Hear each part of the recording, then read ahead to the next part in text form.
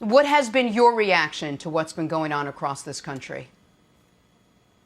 Well, Jenna, like you and probably a lot of people across the country, I've spent these last few days obviously watching what's going on in Minnesota, what's going on with the George Floyd situation over the past weekend, the protests, the rioting, and the looting. And the only thing that continues to pop into my head is, how did we get here again? How did we get to this place where we're at once again? And I was able to run into my parents yesterday. And my mother was here in D.C. in '68 when Dr. King was assassinated, and they had riots and marching and protests and looting. And the biggest question that she said yesterday was, how do we get here again? 52 years later, we're still dealing with a lot of the same things, where we have some peaceful protests, but then we have a lot of people taking advantage of the situation and rioting and looting and tearing up the stores that we all frequent, that we put our money in, that we spend time and money in. And that's scary. How do we get here again 52 years later? As a parent of 3 little black kids, we teach them a few things. One, you treat everybody right. It doesn't matter how much money you have. It doesn't matter your skin color. It doesn't matter your class. It doesn't matter your clothes. You treat everybody right. Number 2, you do the right thing. And if you see something wrong, you say something. And the last thing, and probably just as important in what's going on here, is that if I'm not around, your parents and friends are not around, your family's not around, you run to your police. They're your civil servants. They're there to protect and serve you. And just imagine, as I sit down and try to explain to my 3 little black children what's going on this weekend, the question that they've given to me. They've asked, well, if we see something, we're supposed to say something. Why was it that 3 white officers or 3 officers were standing around watching as George Floyd was murdered in the streets? Why is that true, Dad? Why is it true that if we're supposed to run to the police in the time of need, that the police officer, Derek Chauvin, was kneeling on George Floyd for nearly 10 minutes in the streets? Why? How do those things align? And truthfully, I honestly don't have any answers for them. I have to tell them that there are some good people in the world and there are some bad people. Some of the good people in the world are like the officers in Miami, that they greeted the protesters this past weekend on a knee just to show solidarity with them, that they feel the same pain that we feel. Like the sheriff in Flint, Michigan, Chris Swanson, that said, I'm going to put my baton down. I'm going to take my helmet off and I'm going to walk with you, the protesters. Some of the brothers like LeBron James and Steph Curry, Jaylen Brown, who drove 15 miles to Atlanta to join the protesters. We need that. That's important. There are good people in this world. Then there are other brothers that don't look like me, like Carson Wentz and Zach Ertz and Joe Burrow, that have come out and said, listen, we haven't been through some of the experiences that you guys have been through. However, we're here for you. It just reminds me of when Chris Long put his hand down on Malcolm Jenkins' shoulder as he knelt in silent protest of the flag years ago. He was saying, brother, I haven't been through some of the same things that you have been through, but I'm here with you. And that's meaningful. That's what we need for the change. That's going to help us not to get to the place we're at here again in the future. Nick, as I wrap up here, I just have to ask, where would we be at as a country if our country clamored for the end of racism, the end of police brutality, the same way we're clamoring for the return of hockey and football and baseball and basketball? We all want it back after a couple months of the quarantine. Just imagine the end of police brutality and racism after many, many years of those things going on. If we all clamor for the end of those things the way that we're clamoring for our sports to return, we won't be here again in any time in the near future.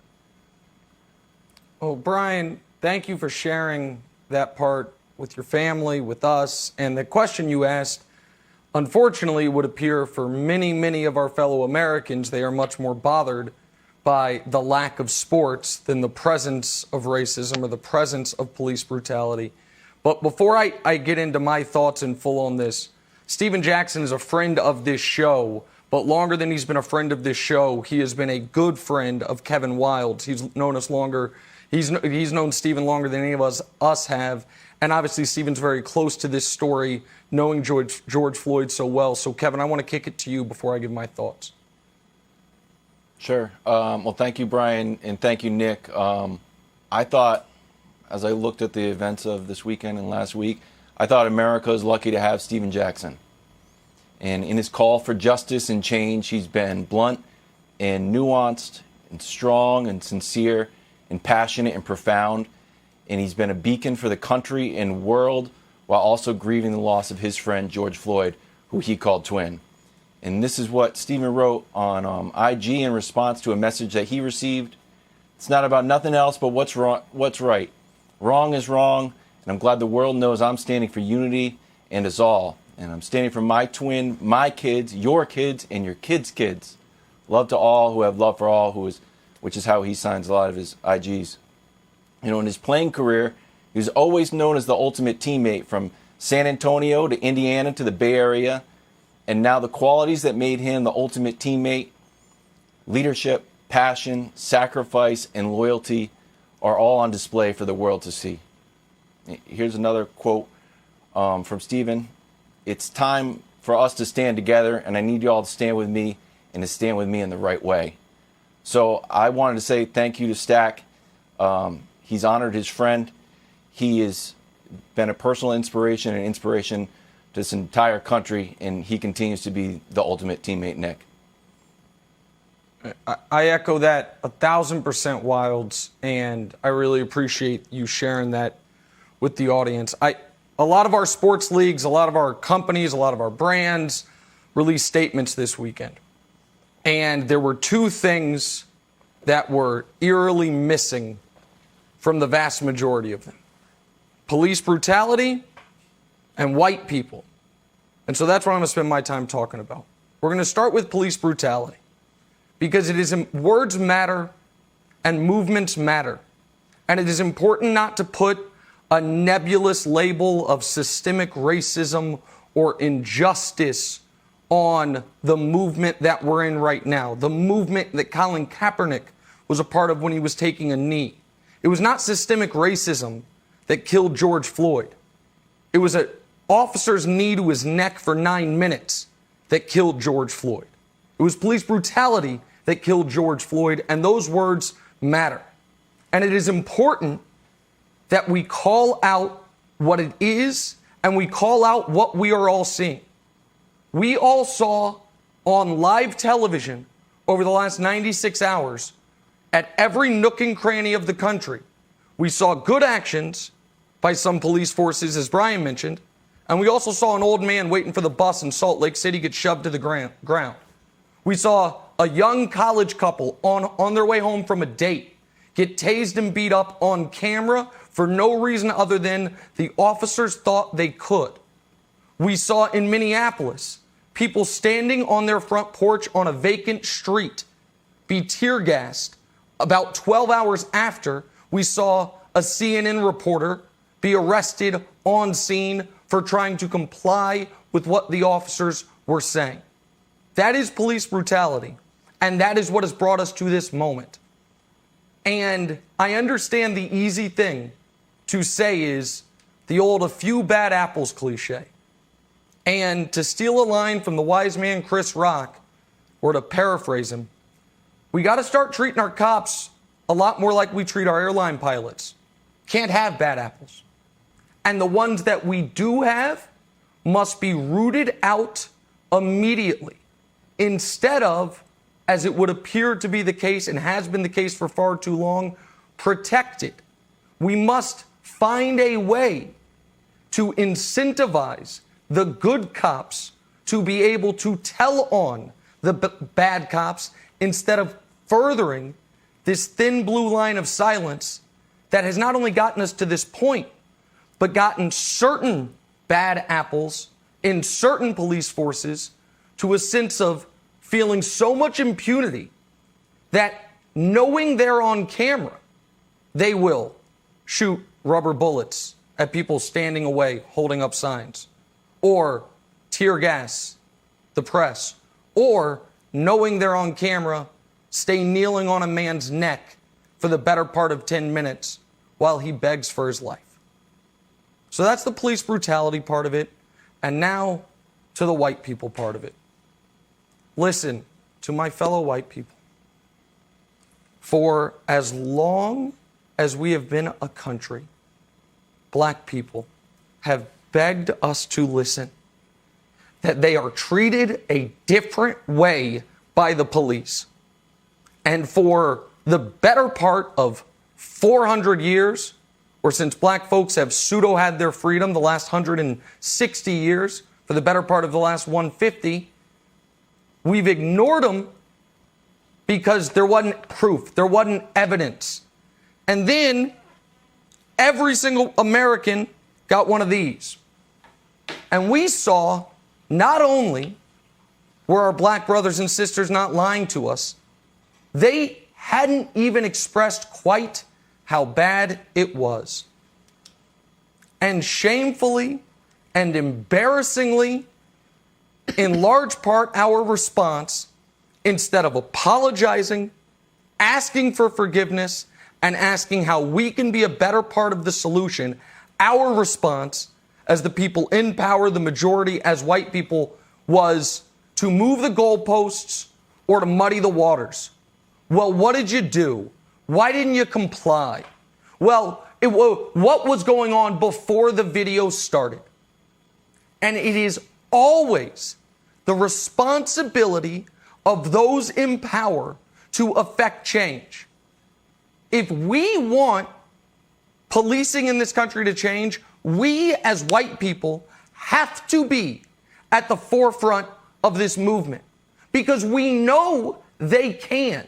Because we saw just a month ago when, in large part, white people in certain states were upset because damn tanning salons and barbershops weren't open. And when they stormed state capitals armed to the teeth, we saw the police in that instance show immense restraint, great restraint, and the restraint that every American deserves to be shown by the police under the protections of the Constitution. So we know it's possible, and we must demand the same for all Americans. And I beg of you, for all of us white people, to stop acting like there is a way for black people to demand their full rights as American citizens that will be accepted by the majority. Take a knee in silent protest, become one of the most hated men in America, and lose your career. Throw a fist up at the Olympics, become two of the most hated men in America, and lose your career. Be the greatest man America's ever produced, lead a nonviolent movement to change the world. Be killed on a balcony in Memphis before you hit age 40. And speaking of Martin Luther King, one other thing to my fellow white people. I understand for many of us, last thing we learned about MLK was in junior high school, Black History Month, and I Have a Dream speech. Please quit quoting the same 2 or 3 lines from that speech as if that is all that man was. If you would like a Martin Luther King quote, I've got one.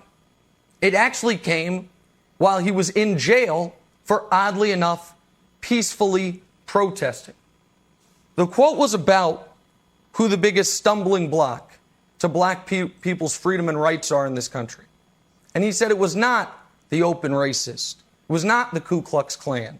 It was white people who are, quote, more devoted to order than to justice, who prefer a negative peace, which is the absence of tension, to a positive peace, which is the presence of justice, who constantly says, I agree with you in the goal you seek, but I cannot agree with your methods of direct action. That sound eerily familiar to anybody right now? So listen, folks, it's time we got to pick a side. And the side isn't black or white. The side is right or wrong.